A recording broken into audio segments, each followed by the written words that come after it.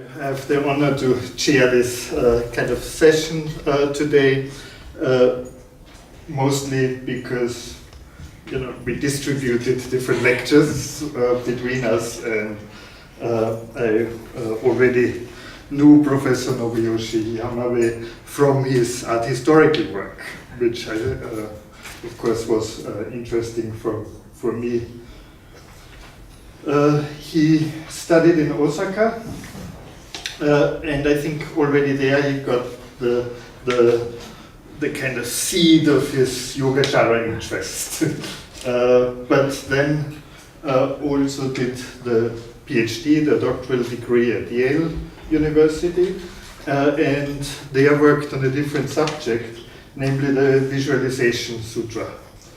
And I think these two areas kind of remained his kind of main focus, with the link between them is the connection to practical meditation in both doctrine, how doctrine reflects practical meditation, and also how art, for example, reflects practical meditation experiences. And I think this kind of broad perspective on Buddhism deriving from India, being practiced in Central Asia and China as well, is kind of reflected, for example, in the two latest works that I know of. One, for example, on the Kumtura Cave 75, a kind of reconstruction or digital restoration of its paintings, and an examination of relevant motifs and inscriptions that came out fairly recently. And actually 2 days ago, a Yogacara article came out that is called Alaya Vijnana from a practical point of view at the Journal of Indian Philosophy. And I think that demonstrates the broad range of his expertise. And so I'm looking forward to the talk today, Successive Causality and Simultaneous Causality in the Yogacara Theory of the Bija. Welcome.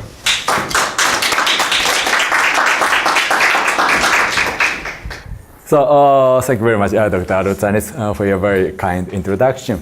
And thank you, everybody, for your participation in the middle of this rather snowy weather. Yeah. And this morning also I talked about some data development with the Yogacara theory of Bija, and now I'd like to talk about some other aspect of the Bija theory, namely successive causality and simultaneous causality. Okay.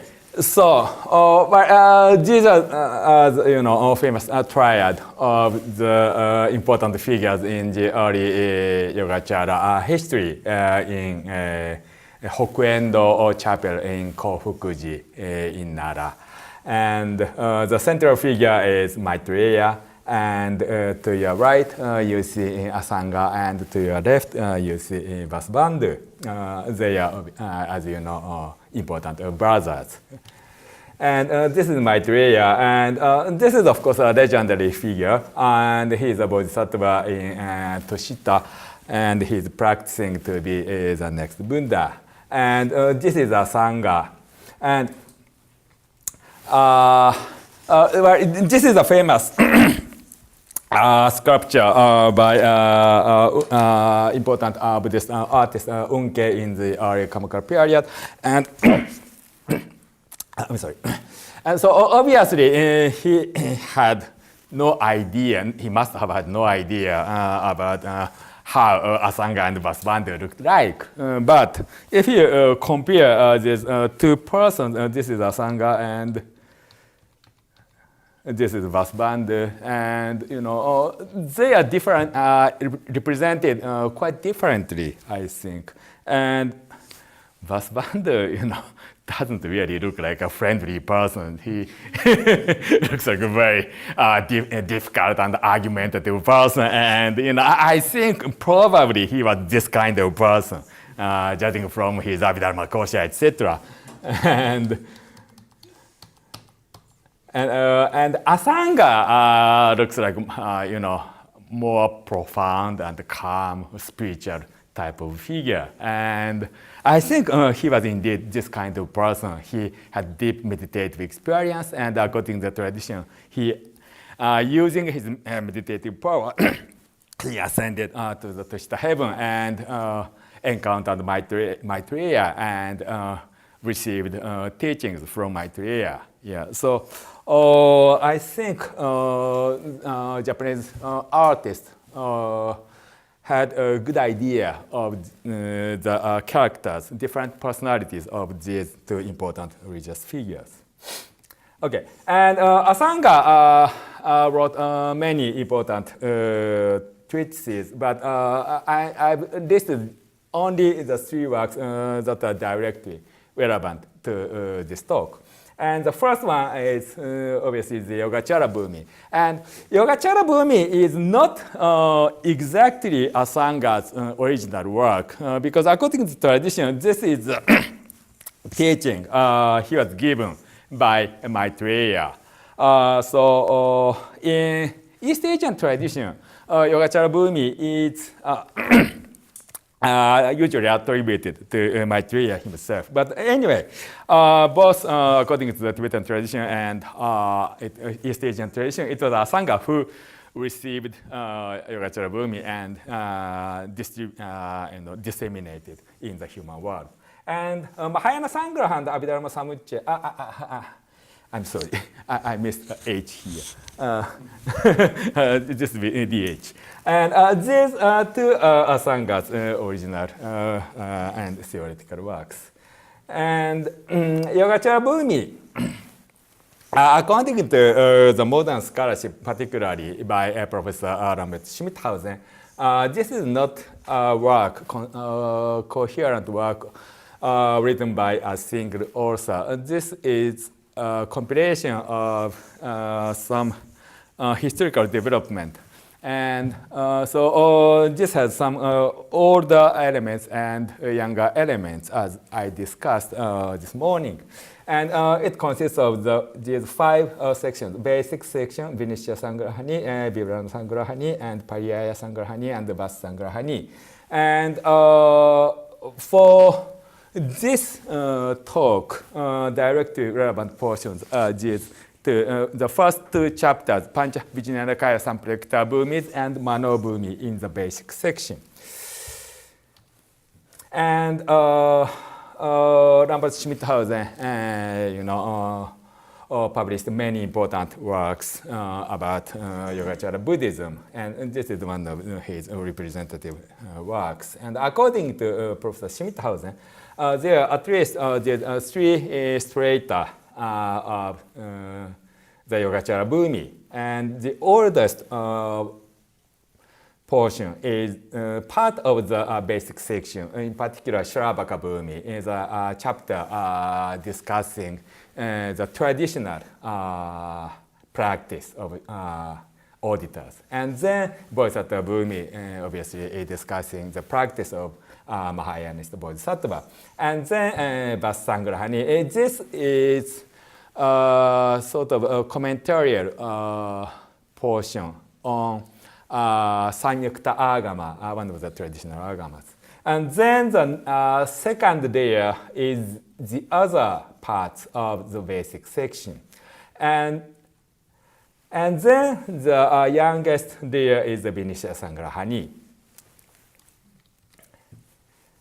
Okay, and the talk today is based on this paper of myself on Bija's successful causality and simultaneous causality in Shravaka Bhumi and Buddhism, in this book. And so if you are interested, this paper is available at this academia site, so you can download it freely. Okay, as you know, the established system of Yogacara has these 8 kinds of consciousness. And first is Chakshur Vijnana, visual consciousness. and Schroeder Vijnana, auditory consciousness, and Grana Vijnana, the sense of smell, and Jihva Vijnana, sense of taste, and Kaya Vijnana, tactile sensations, and then Mano Vijnana, this is judging mind, and then Krishna Manas, defiled mind, this is subliminal ego consciousness, and then Arya Vijnana, often called storehouse consciousness, that stores all the records of your past experiences. And according to the Pancha Vijnana Kaya Samprekta Bhumi of the basic section, the very first chapter of the Yogacara Bhumi, it says as follows. Let me read just English translation. What is the basis for the I consciousness?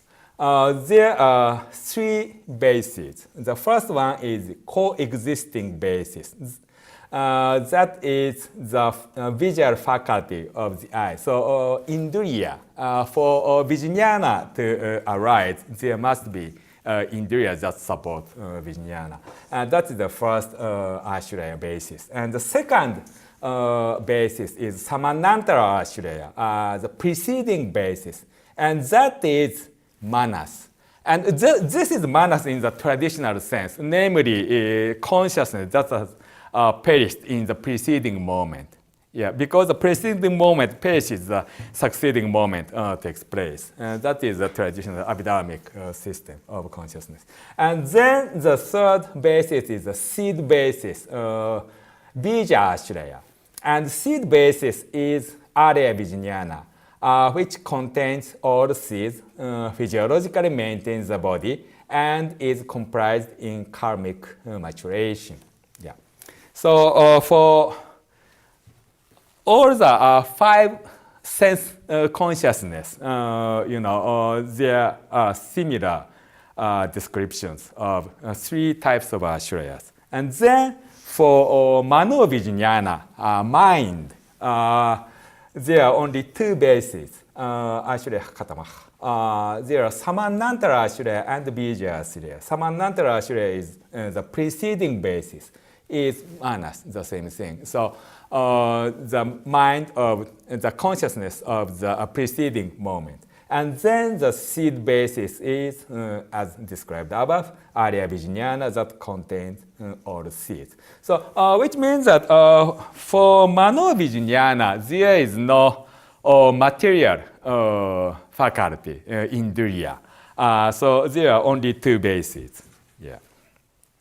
And this is found in Mano, MBH stands for Mano Bhumi, so the second chapter of the basic section. Okay, and then Chevi Shurun. And so once again, Vasubandhu. And okay, so Vasubandhu wrote many texts, but for this purpose, for the purpose of this talk, the directly relevant text is this Trinshika Vijnanatimatra CD, 30 verses on consciousness only.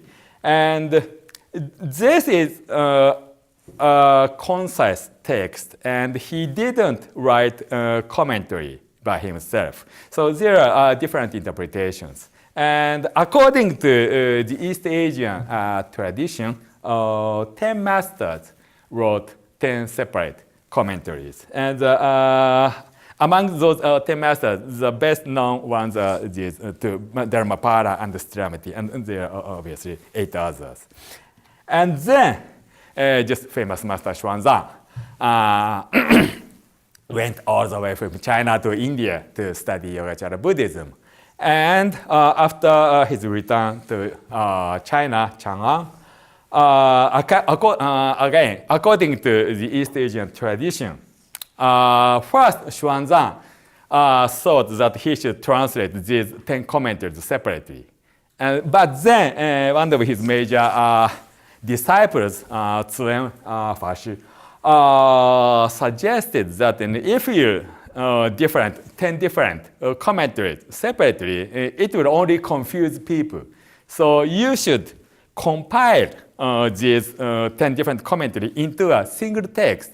And you should clearly show that which is the correct interpretation and which is the wrong interpretation, so that the text would not confuse later people. And Xuanzang accepted that suggestion, so he compiled one single text, and that is Chanwei Shilong. This is a Chinese text, but probably the Sanskrit Xuanzang had in mind is also Vijayapatimartha Siddhi. And obviously, this text exists only in Chinese. Yeah. And this is what the tradition said. And so, if you look at the text of this Chanwei Shilong, indeed, often we find a few different interpretations, juxtaposed. And so first interpretation is this, and second interpretation is, and the third interpretation is this. And usually the last interpretation is the one that is regarded to be the correct interpretation by the Fashion school. And so it appears that indeed this is a compilation of several different commentaries. However,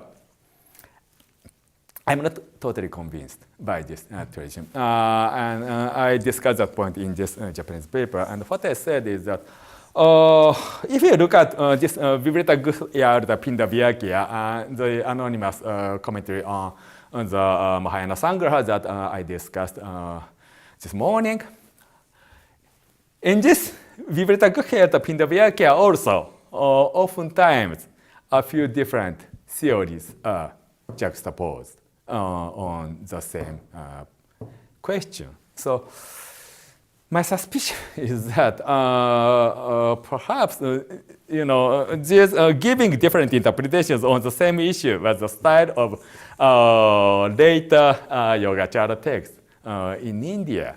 And so my suspicion, again, this is just suspicion, but just Zuen Fashi, wanted to claim that he only he knows the, let's say, a secret of Yogacara.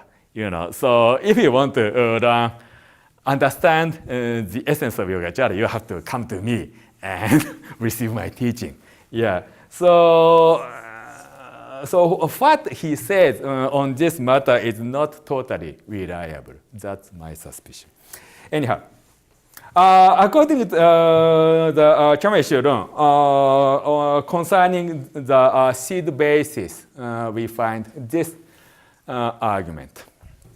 Let me read the English translation. With regard to the first seed basis, Bija Ashraya, someone maintains as follows. Only after the seed perishes can the effect arises. Because the Abhidharma Samuccaya, one of Asanga's texts, says, arisen without seed, abija utpanna, and because seeds and sprouts and so forth cannot coexist. When we see a sprout, the seed is no more existent. So first cause and then result. So cause and result cannot coexist. This is the first opinion. So this is a successive causality theory, right? And then others maintain this is the second opinion. Their reasoning is not conclusive because the passage they quote concerns the generation of subsequent seed. Because it is not the ultimate truth that a seed gives rise to a sprout and so forth, and because it has not been established that a sprout arises after the seed perishes, since a flame and a wick are simultaneous and cause each other. So it is not necessarily the case that a cause must precede the result. Sometimes cause and result can coexist like flame and a wick, right? So this is the second opinion. And they continue. The causality between successive seeds themselves is not simultaneous, but the mutual generation of potential seeds and actualized elements is definitely simultaneous. Therefore, the Yogacara Bhumi states, an impermanent element causes another element, Prabhava, and also causes the same element in the subsequent moment. This is what generative cause, het pratyaya, means. Here, the same element indicates that among the seeds themselves, a previous one causes a subsequent one. Another element shows that the seed and the corresponding actualized element mutually cause each other. So it is something like this. You know, in Buddhism, everything is impermanent, and nothing lasts forever. So one moment of bija seed perishes, and then it must give rise to the same bija in the subsequent moment, and so forth. So the causality between the preceding bija and the following bija are obviously successive. But in terms of the bija and the corresponding dharma, bija, according to the established system of Yogacara, bija causes actual dharma, and they can coexist because they correspond to each other, but they are not exactly the same thing, so they can coexist. Yeah, so this is what the text is saying here. Then the Mahayana Sangraha, another Asanga's work, also states earlier Vijnana and defiled elements mutually cause each other. They coexist like a band of reeds. It also states and seeds and their fruit always coexist. So the same thing. Seed and result is dharma, and they coexist. Therefore, the seed basis is definitely neither prior nor posterior to its fruit. If some texts say that seeds and their fruit are successive, they are expedient teachings. They are not the ultimate teaching. And thus, the 8 types of consciousness and their mental functions definitely have their respective seed bases. Yeah. So all the Vijnana and Chaitas have respective bijas. Okay, so in this Chanwe Shirun, regarding the bija Shiraya found in Yogacara Bhumi, Chanwe Shirun gives 2 different interpretations. The first interpretation is successive causality. So bija and its fruit cannot coexist. And the second interpretation is simultaneous causality. Bija and its fruit coexist. And successive causality is compared to the relationship between a seed and a sprout. And the simultaneous causality is compared to a flame and a wick, or a bundle of reeds. They cause each other and exist together. Okay, and I discussed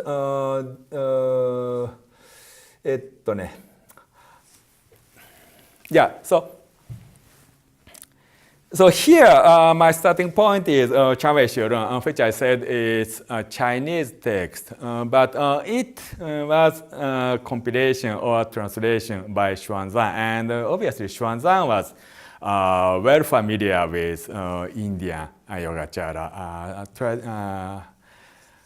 arguments. So even though this is a Chinese text, it is very likely that it reflects Indian arguments. And I discussed something similar in this. This is on a different topic, but on another aspect of the bija theory, I tried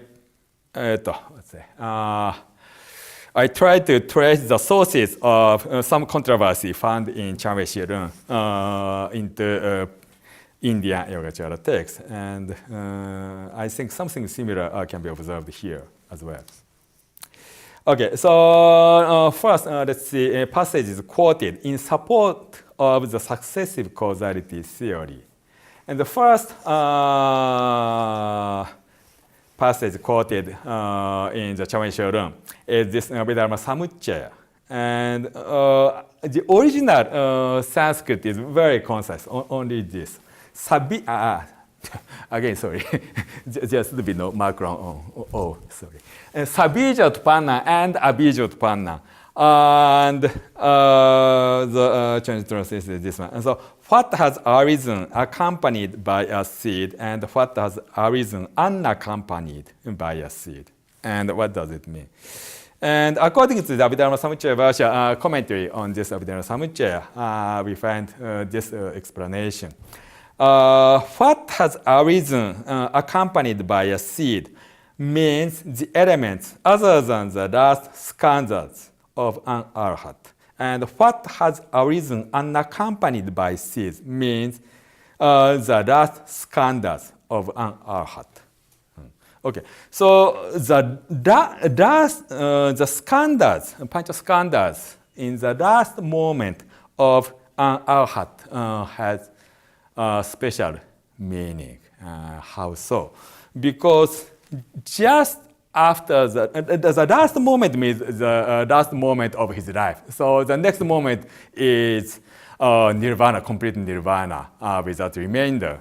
So there is no next moment for the last moment of arhat. Because if it's not arhat, even if you die, there will be reincarnation. So this is not the end. But if you are arhat, you have severed all the creations, so no next life. So the last moment is really the last moment. So no subsequent moment. So it's something like this. So as I said, for example, in the case of Rupa Skandha is also momentary. So it must be succeeded by the next moment Rupa Skandha. So here, Rupa is at the same time Bija, in the sense that it gives rise to the succeeding Rupa, and so on. But this is the last moment. And so there is no next moment if an arhat enters Nirupadishesha Nirvana. So the last moment Rupa is not Bija. That's what this text is saying. Yeah. So, which clearly shows that bija in this context means that something is capable of generating the same thing, recreating the same thing in the previous and the successive moment. Right? So this is clearly a successive causality theory. Yeah. And so Chawen Shorin's interpretation of this Abhidharma Samuccaya passage is that when the result arises, the cause has already perished, like seeds and sprouts. And Abhidharma Samuccaya Bhashya's interpretation is that the skandhas of the last moment of arhat do not function as seeds of the subsequent moment. So the interpretation a bit different between these two texts, I think. And this is the original connotation, original meaning of this Abija Utpanna expression. And then earlier argument about successive causality and simultaneous causality. Successive causality and simultaneous causality is actually one of the popular topics in Indian Buddhism. And for example, we find relevant discussion in this text, Chawen Shorin, Tattva Siddhi. And this is attributed to some Indian master, Haribarban by name. And this is a bit obscure text, but probably close to the tradition of Darshtantika, which is one of, some unorthodox masters among the Sarvastivada community. And the text says as follows. Also, for what reason the material, visible elements, and so forth arise from hardness, the earth element and so forth, but not hardness from material elements. In addition, since the hardness and material elements co-arise, how can we say that material elements and so forth are caused by hardness and so forth, but hardness and so forth are not caused by material elements and so forth? Further, coexisting elements cannot mutually cause each other. So basically, this text seems to be against the simultaneous causality theory. In order to be any two elements cause and effect, they can't coexist, because if two things are already coexisting, one of them cannot really cause the other element, like these two horns. Two horns coexist. But we can say that the left and the right horn mutually cause each other. Question. In the case of, I guess in this context, dawn means flame. And light, though they co-arise, we also say that the light is caused by the flame, but not the flame is caused by the light. The matter of material elements and hardness, etc., should be understood in the same way. And so this is a critique. And the answer of Tattvasiddhi is as follows. A flame and light are not separate. Thus, there is no causality between them. A flame consists of two elements, visible and tangible element. Because a visible element is identical to the light, it can't be separated from the flame. Thus, there can be no causality between them. You have not clearly thought about this simile. So even though flame and light seems to be an example of simultaneous causality, it is not the case. Question. There are still other co-arising elements that become cause and effect in addition to the examples mentioned above. For example, with respect to tangible objects, consciousness is caused by the visual faculty of the eye and visual element. Yeah, so Chakshur Vijnana is caused by Chakshur Indriya and Rupa as a cognitive object. But the eye and visual element are not caused by the consciousness, not vice versa. So this is not idealist text. So cognitive object is not a product of your visual consciousness. That's what this opponent says.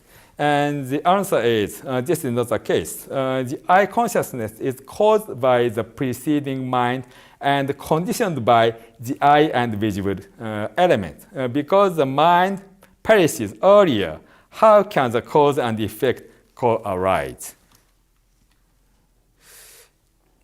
And also, the worldly phenomena we see arise from homogeneous cause. For example, rice grows from rice, wheat grows from wheat. Likewise, earth arises from earth, but water and so forth do not arise from earth. Likewise, a visible element arises from a visible element. Okay, so what it says is basically this one. So cause must be in the preceding moment. So for any Chakshur Vijnana to arise, the generative cause is the preceding moment of the same Chakshur Vijnana probably.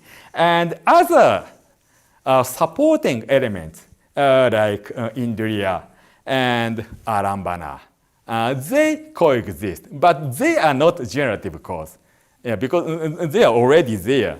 The result is already there. So these sense faculty and cognitive objects are not producing anything further, I think.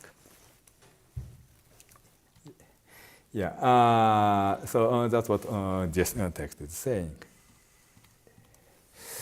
There are no elements associated with the mind. For what reason?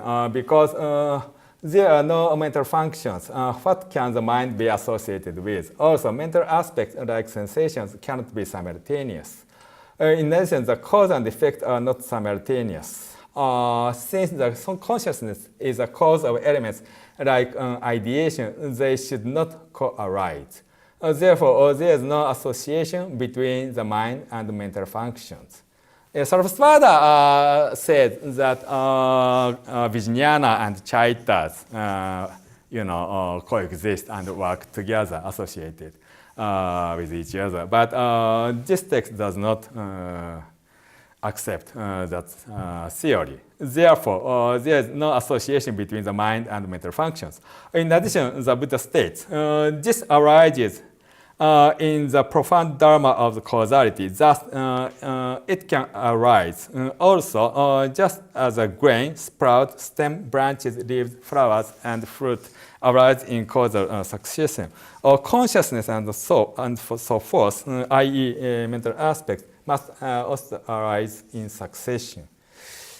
Yeah. So even among the mental elements, the causality is found only in succession. Then generative cause and supportive cause in the order straight of the Yogacara Bhumi. And this passage we have already seen in the morning seminar. Kim Purva, Kim Prasetya, etc. The English translation is as follows. Question: preceded by what, based on what, and together with what? What element arises? Answer: preceded by its own seed, based on the basis other than the seed basis, belonging to the materials, immaterial realms, and karma, and together with the accompanying elements and cognitive objects.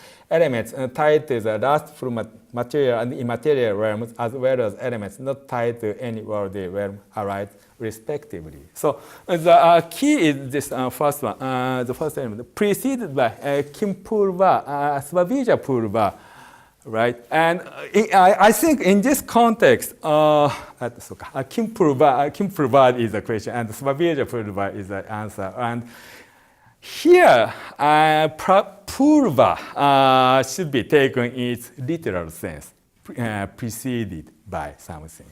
Yeah. So again, in this, this is from the Savitaruka Savichara Adi Bhumi. So one of the chapters of the basic section, and so it is one of the older elements of the Yogacara Bhumi, and so I think it retains the old Bija model, and old Bija model was the model of successive causality. The preceding element gives rise to the same element in the next moment.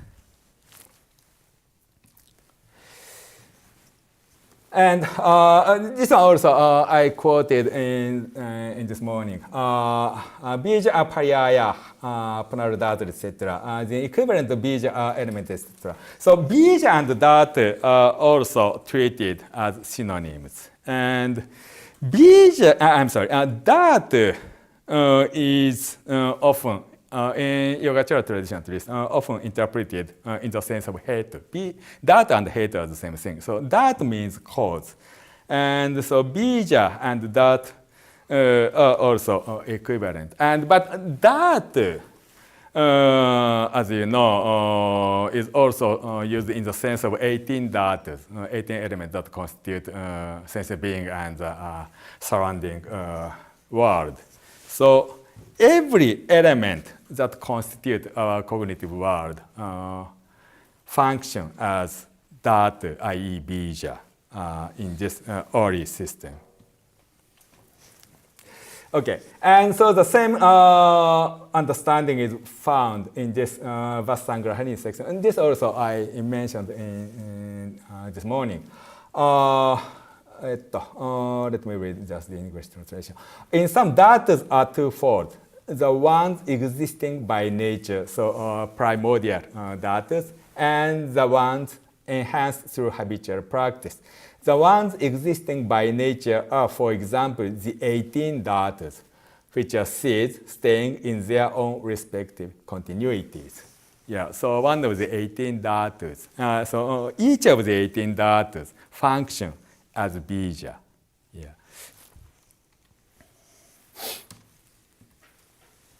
And Shravaka Bhumi also says, this is one of the oldest layers of the Yogacara Bhumi. It says, question, among them, what are the dhatus and what is the proficiency in the dhatus? Answer, dhatus are 18, and each of these 18 elements arises and emerges from its own dhatu, seed, and gotra.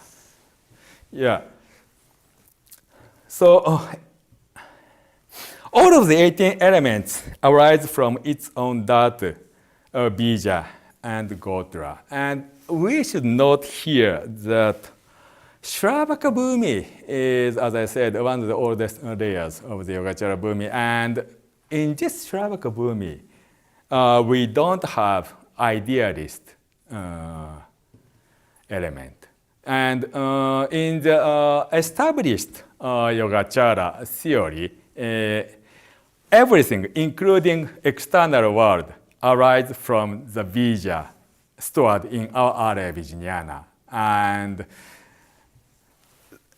But that kind of theory does not exist at this stage. There is no Arya Vijnana, there is no idealism in Shravaka Bhumi. But still, it says that 18 dhatus. 18 dhatus obviously includes not only internal elements, but also external elements. Everything arises from bija. And how can that be possible? I think what they had in mind is simply that, each of the 18 dhatus gives rise to the same element in the next succeeding moment. Yeah, that's all.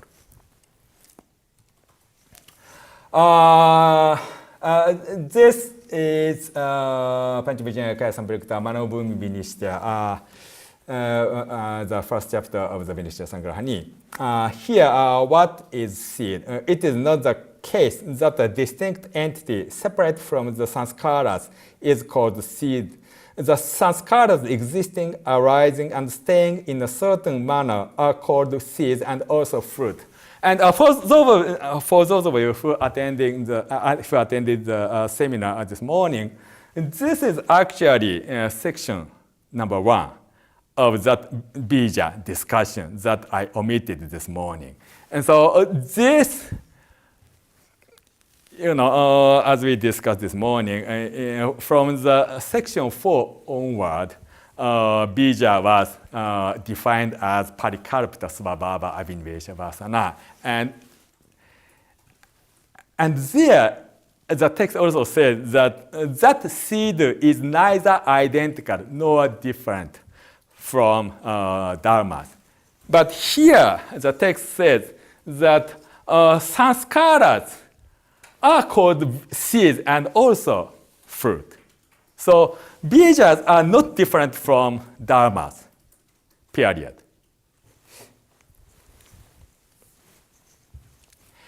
And here, no confusion between seeds and fruit is observed. With regard to past sanskaras, it is called fruit. But with regard to the future sanskaras, it is called seed. Thus, when it is seed with regard to something, with regard to the same thing, it is not fruit.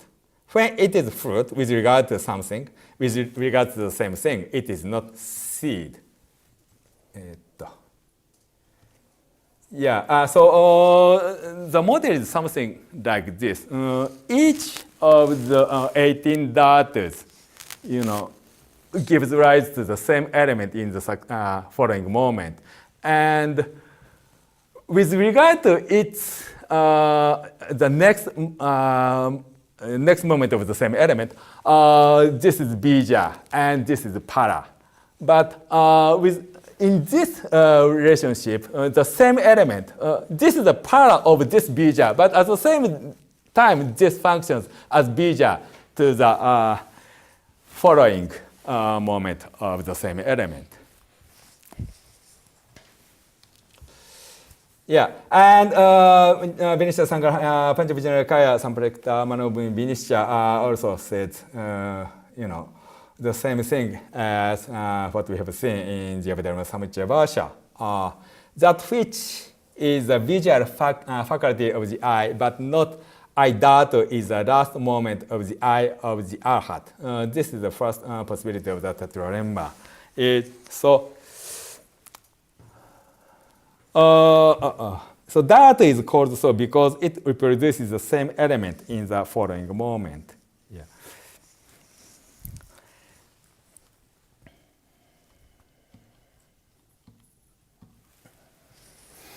Yeah, okay, so this is the old model. And then simultaneous causality. And there are two subtypes of the simultaneous causality theory. The first type is this one. For the generative cause, it must precede its result. But for supporting cause, they can be simultaneous. And one example is this one. In the Vichinishita Sangrahani, if the visual faculty of the eye and the eye consciousness have the nature of cause and effect, how can they be simultaneous? If they are simultaneous, how can they have the nature of cause and effect? Answer, it is not reasonable that the eye consciousness arises based on the visual faculty of eye like a seed and sprout. Why not? This is because the eye is not the generative cause of the eye consciousness, but the supporting cause. So indriya is only supporting cause. It's not a generative cause.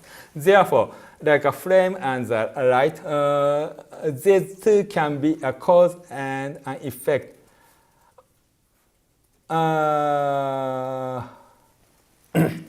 While existing simultaneously.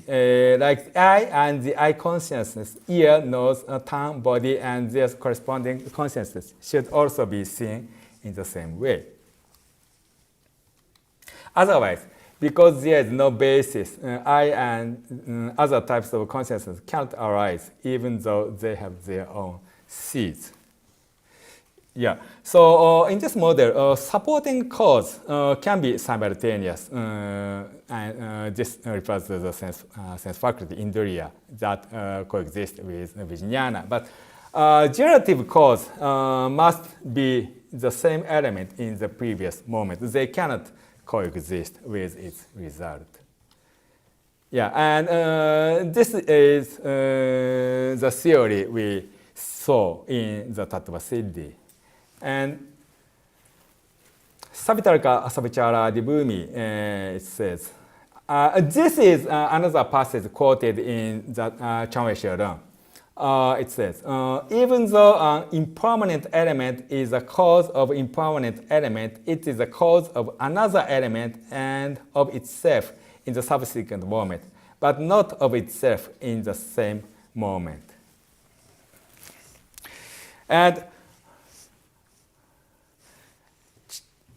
Chanwe Shirun interprets that this another element refers to the actualized Dharma.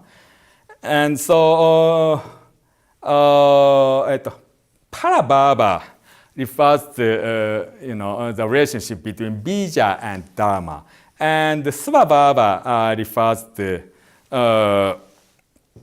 the succession of bija themselves.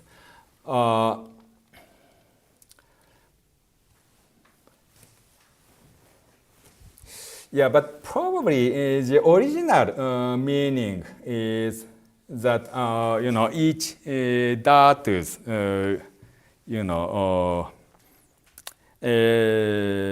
so for something else.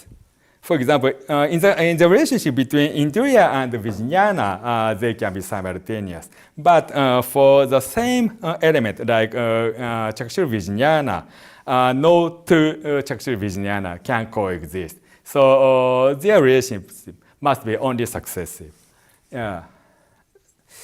And the second subtype is bija and dharma can be simultaneous. But the succession between bija and bija are successive. And this is found in Mahayana Sangraha. And this is also quoted in the Chanwe Shirun. How then should one understand the simultaneous and mutual causality between that area Virginiana and those defiled elements? It is just like the arising of a flame and burning the wick of a lamp, which are mutually simultaneous. This is also like a bundle of reeds that depend each other and do not fall. Likewise, here also mutual causality should be understood. Area Virginiana is the cause of defiled elements, and likewise, defiled elements are the cause of area Virginiana. Just generative cause is established because other generative causes are not observed. Yeah, and here, betas are stored in area Virginiana. So this obviously presupposes the area Virginiana theory. And after the introduction of area Virginiana, there is a separate realm for potential bija. And so potential bija and active dharmas can coexist. This is a later model, I think. And also Mahayana Sangha quoted in Chave Shurun. Seeds are regarded as momentary, coexisting with a fruit, continuously operating specific, relying on conditions and giving rise to their own corresponding fruit. Yeah, so this is also a discussion between bija and dharma. And bija and dharma can be coexisting, the Mahayana Sangha says, because it presupposes area Virginiana. And so in this model, there is a realm for potential bijas separate from the actual dharma. So these two can be simultaneous. So this is different from the earlier model.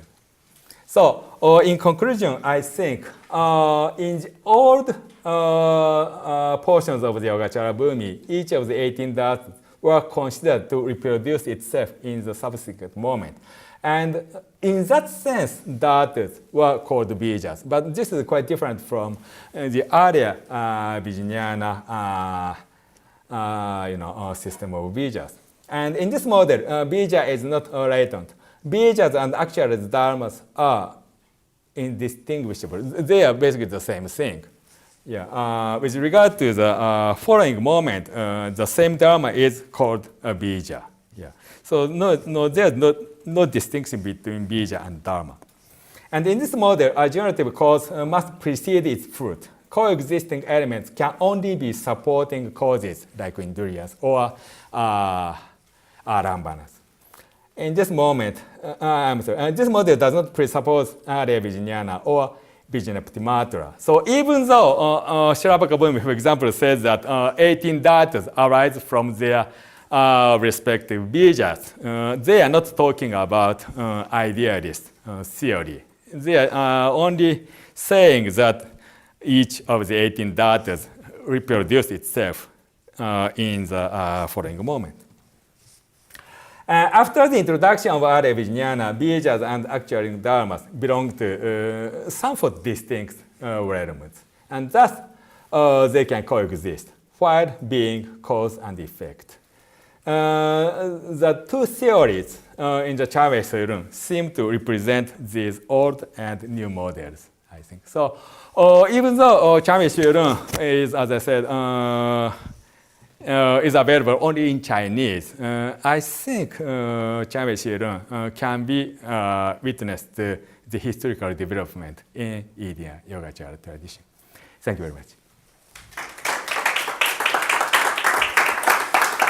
Yeah, so first I wanted to thank you very much, Sensei, for this wonderful lecture. I can see now that it would have, in an ideal world, we would have had this lecture first and the seminar after that, because now we would have been really up to date with bijas and able to dive into a specific debate with which we struggled a little bit this morning, but it was very interesting.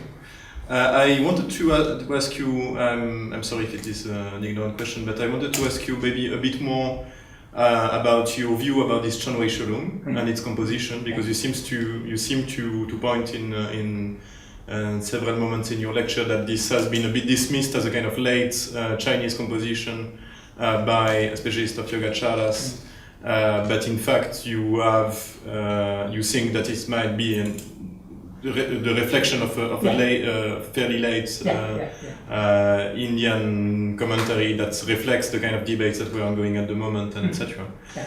Could you develop a little bit on this and how you would basically, so you would date it immediately before Xuanzang, basically around the time of his masters, or?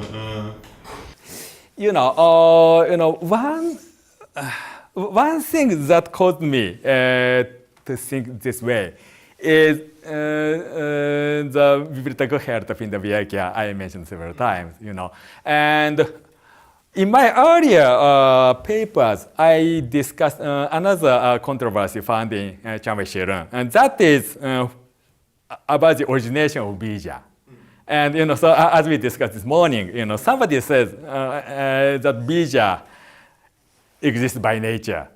So we can only enhance some potential element. All the good element, good potentiality and bad potentiality are all within us. But whether or not we nourish, enhance good tendencies or bad tendencies is upon ourselves, right?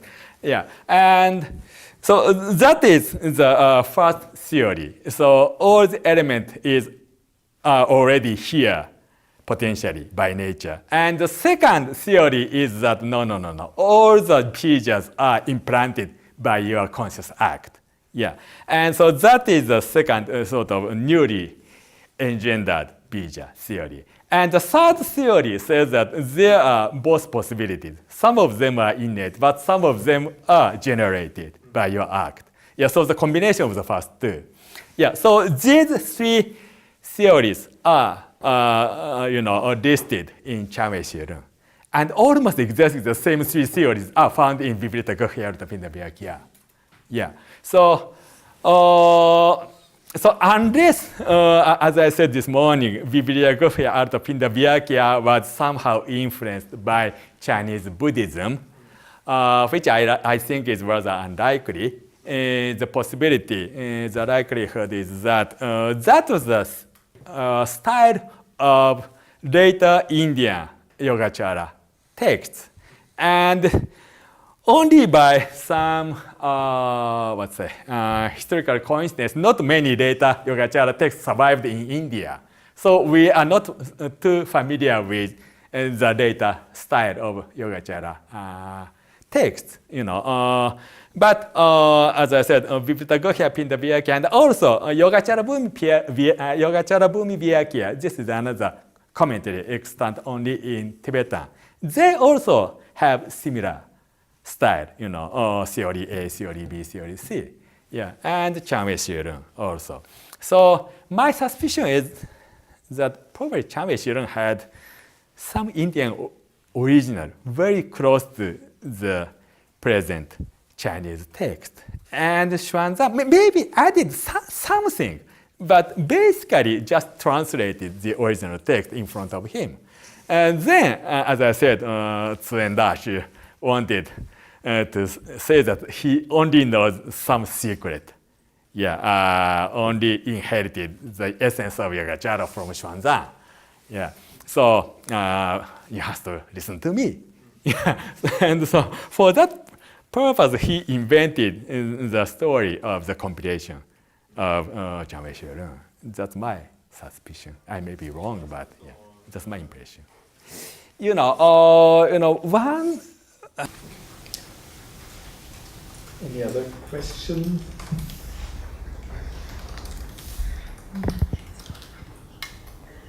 Yes. Thank you very much for both talks today.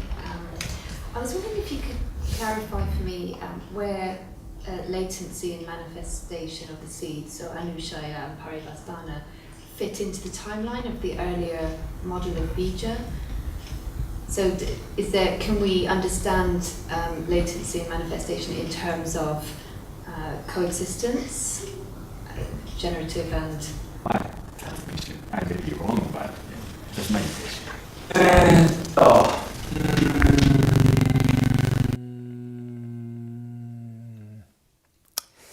Yeah, when we discuss the Bija theory, and one of the issues is the relationship between the so-called Sautrantika theory, Sautrantika model, and Yogacara model. And in Abdharmic texts, we find something similar to Bija, for example, Anudata, right? Yeah, and so the relationship between them is certainly an issue. And this is a difficult question, but one of the things is that according to my friend Robert Kritzer, etc., many of the, apparently the first attestable occurrence of the word Sautrantika is in the Abhidharma Koshavasha. Yeah, and in the case of Abhidharma Koshavasha, almost all the so-called Sautrantika theories can be traced back to Yogacara Bhumi. Yeah, so what Vasubandhu calls Sautrantika may have been sort of, concealed reference to Yogacara tradition. Yeah, and that's what Kritzer suspects, and I have similar impressions. Yeah, so that is a difficult question. But if we follow the earlier model I discussed today, there is no real distinction between bija and dharma. Dharma can function as bija for the next moment of the same element. And if bija means only that, bija and cause are almost the same thing. So there's no potential unmanifest element and manifest dharma. That kind of distinction is not found in the earlier model. And to that extent, probably Sarvastivada masters would also agree. If they say that some potentiality exists somewhat separately from the actual dharma, then Sarvastivada masters would have difficulty. Yeah, but so the exact relationship among those traditions is difficult. One of the difficulties is that information is limited. We have only limited number of texts, so we cannot know everything. Yeah, that was a historical process, I think.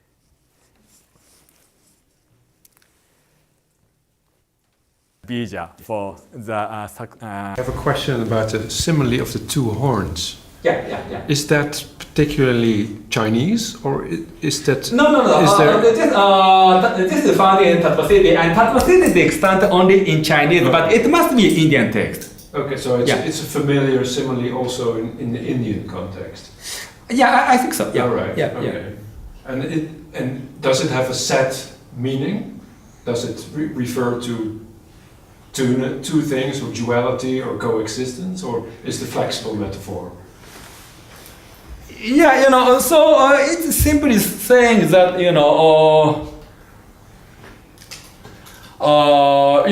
for example, you are sitting side by side with this gentleman, right. But you are not the cause of this gentleman, and this gentleman is not the cause of yourself. But does it appear in terms of causality? But the metaphor, is it always used in the context of explaining causality? But in this context, the simile is denying causality. Right. Yeah. But it's about causality. So, so as far as you know, there are no other usages of this metaphor. Yeah, I'm selfish question because in the text that I'm working on, there's also speaking of the horns. And I have a bit of trouble of interpreting it. So what's the context? Well, it's a Zen text. Okay. And it's I'm not sure if it's supposed to refer to duality, like two things being different, or actually, as it seems to say here, two things being actually coexistent or being one. So this apparently has to do with oneness or two-ness, in the sense that they are two horns, but they are one animal, or they point in different directions. So I was just wondering if there is any kind of usage in the text you're working on in this particular scenario.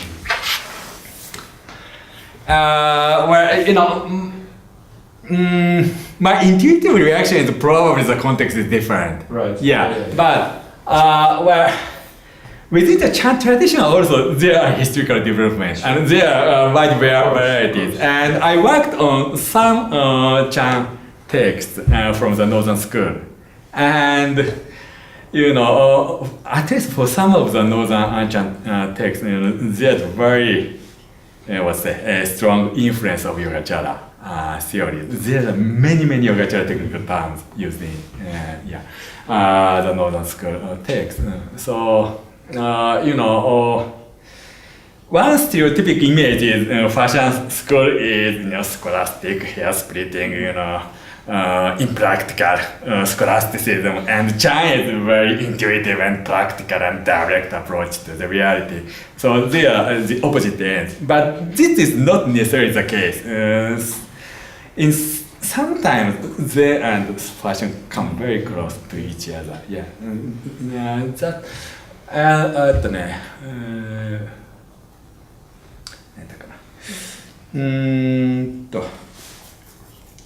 Some similes. For example, fingers cannot touch itself, and the sword cannot cut itself. Yeah, and that simile is a popular one found in Yogacara and Abhidharma text. And the same simile is found in some Northern Chan texts. Yeah. So that kind of shared property certainly exists. Yeah. But in the case of these two horns, I'm not so sure. Okay. Thank you very much. Anybody else? I have some more. Maybe one more. Well, this seems to be very philosophical, Yes.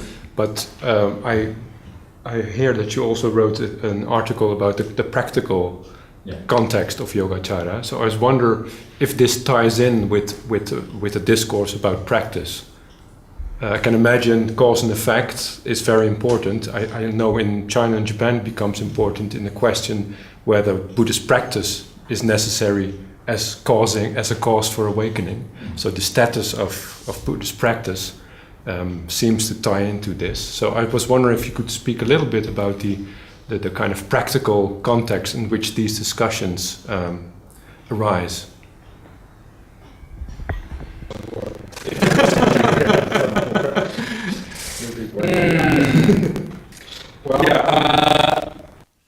This morning, I discussed the historical development of the Bija theory. Yeah, and in this talk, what I talked about mostly is the very early form of Yogacara Bija theory, and in the later form,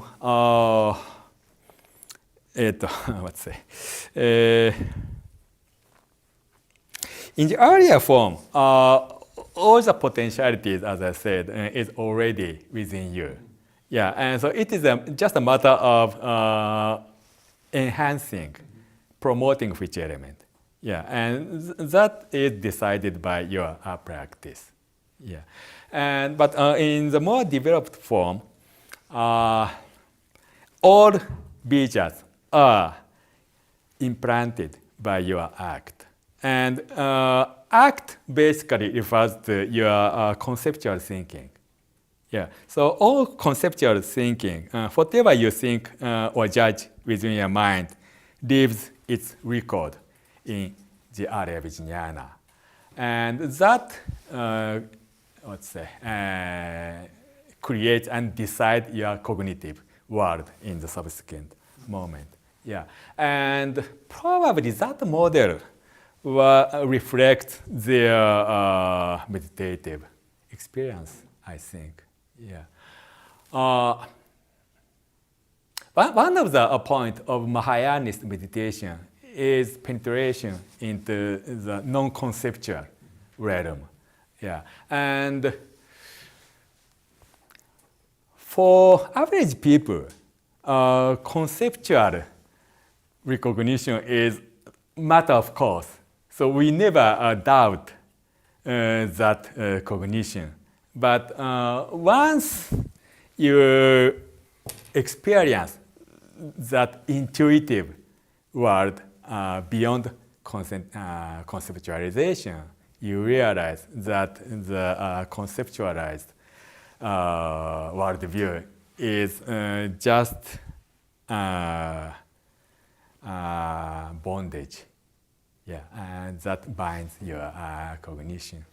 And so that kind of reflection led to this bija of conceptualization model, I would imagine. Yeah. So there is probably certain links between bija, at least between the data bija model and the practice, I think. And also, one of the very recent articles about Arya Vijnana, I discussed the practical background of Arya Vijnana. What I argued is that, usually Arya Vijnana is understood to be something like subconsciousness. Yeah, and certainly it is one. Arya Vijnana has that aspect as well, but it also has a physiological aspect. It is very closely tied to the body. Yeah, and Arya Vijnana maintains the body and keeps the body alive. So when the Arya Vijnana is separate from your body, you are dead. Yeah, and while you are alive, the state of your body and the state of Arya Vijnana are correlated. Yeah. So when your Arya Vijnana is in a bad shape, your body is also in a bad shape. It doesn't work nicely. And after meditation, your body, we usually think that meditation is a spiritual practice. It transforms your mind. Yeah, but of course that's true. But at the same time, it also transforms your body. And so body transformation and mental transformation are concomitant. And both of them are based on the transformation of Arya Vijnana itself. Because Arya Vijnana is the basis for your conscious mind and also your body. Yeah. And so I think Arya Vijnana has, at least in the original, very practical background, I think. Yeah. It's actually a nice end to this lecture. So let's thank.